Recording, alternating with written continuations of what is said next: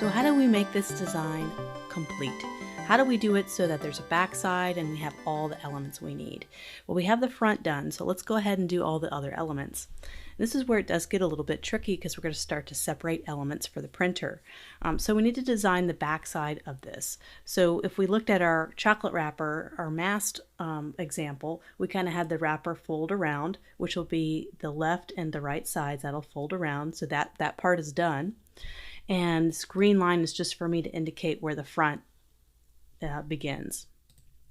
And the left and right is the outside. But now we need to go up and do kind of this white section up top that will end up being upside down because it's going to flip and go over the bar and be behind on the label. So when we do the design, we're actually going to have it end up upside down. So it'll all print as one sticker.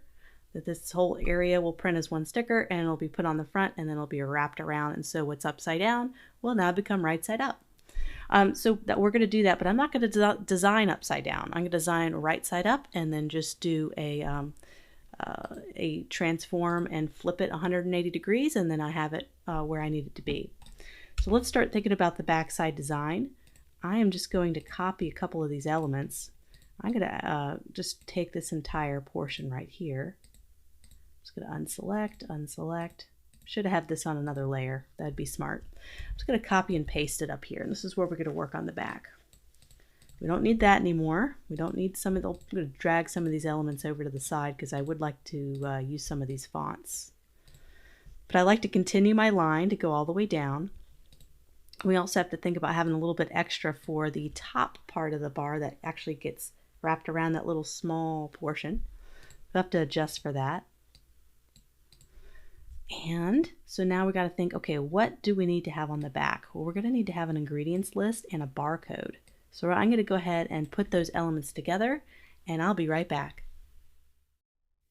So I'm back, and if this was a real project, I would contact the client and say, I need to get some information of ingredients and we need to know what legally you have to put on the back. And they're going to go ahead and give you that information. You don't have to figure that out.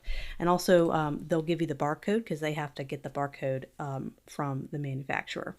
So here we go. So this is the back label. So we're going to kind of play around with blocking a little bit. I kind of already, I'm adapting my die dot font choice. We want to go ahead and adapt as many fonts as possible and carry those over to the back side.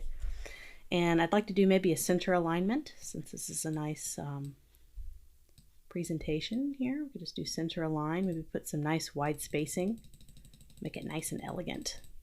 Get a little spacing there between our objects. And this is 33 point size, so yeah, we don't need it that big.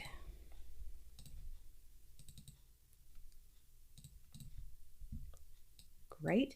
And so I also have to probably place the barcode right in the bottom there. We don't want that to be in the top. We want all the good stuff to be on the top.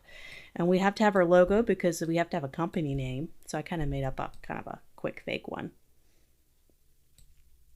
Maybe put that toward the top.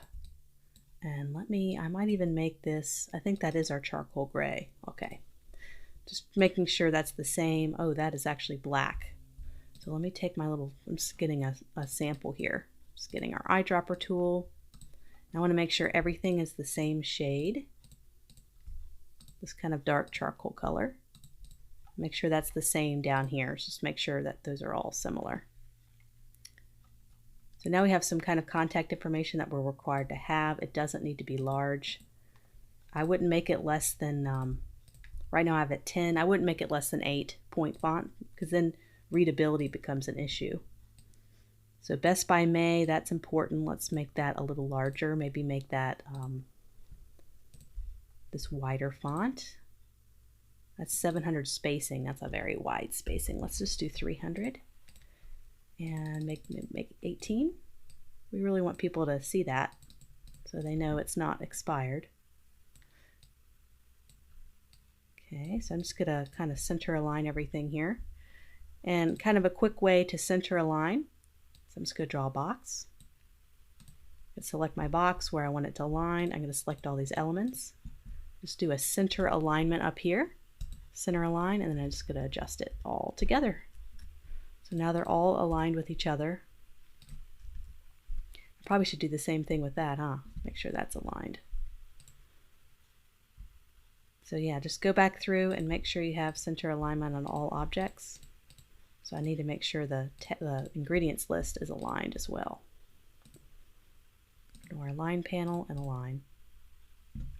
Make sure you have enough space here for the barcode. You don't want to put anything close to the barcode because there could be problems with scanning. So great, I think I'm happy with the back of that. So now what we're going to do is we're going to put these elements together to make one big sticker that's going to wrap around.